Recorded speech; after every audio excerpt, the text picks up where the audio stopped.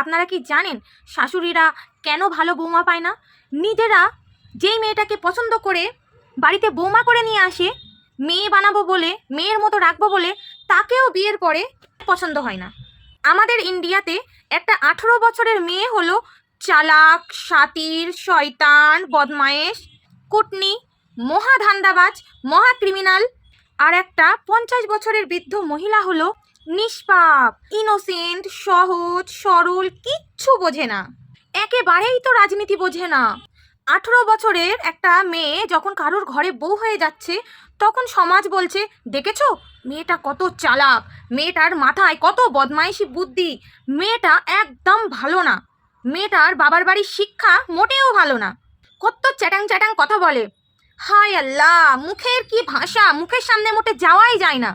আর শাশুড়ির বেলায়, বাবা মানুষটা কত ইনোসেন্ট, মুখ দিয়ে তো কোনো কথাই বার হয় নাই, রাজনীতির আর কি বা বুঝবে, মনে তো কোনো হিংসাই নাই, সারা জীবন কষ্ট করছে, কোনোদিন মানুষটাকে একটু সুখী দেখলাম না, কত কষ্ট করে মানুষটা সংসার করছে। এই হলো গিয়ে আমাদের সমাজ। 18 বছরের মেয়েটা হলো কালনাগিনী সাপ, আর 50 বছরের বুড়িটা হলো কিচ্ছু বোঝে না, ইনোসেন্ট। আচ্ছা, আজকে যে শাশুড়ি, সে তো কোনো না কোনো সময়ে বাড়ির বউ ছিল, আর সে যখন বাড়ির বউ ছিল তখন সে তার শাশুড়ির কাছে কি ছিল?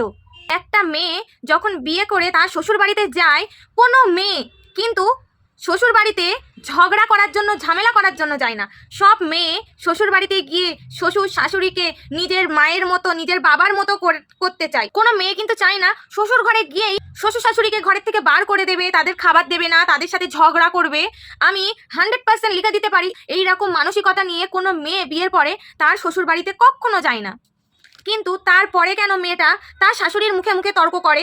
কেন সেই মেয়েটা একরকম থেকে আরেক রকম হয়ে যায়? কারণ সেই মেয়েটা যেই দিন থেকে শ্বশুর বাড়িতে পা রাখে, সেই দিন থেকে সেই মেয়েটাকে বোঝানো হয়, এইটা তোমার বাড়ি না, তুমি এই বাড়ির কোনো সদস্য না, তুমি উড়ে এসে জুড়ে বসেছো, এই বাড়িটা তোমার না, এই বাড়িতে তোমার কোনো অধিকার নেই, এই বাড়িটা হলো শাশুড়ির বাড়ি।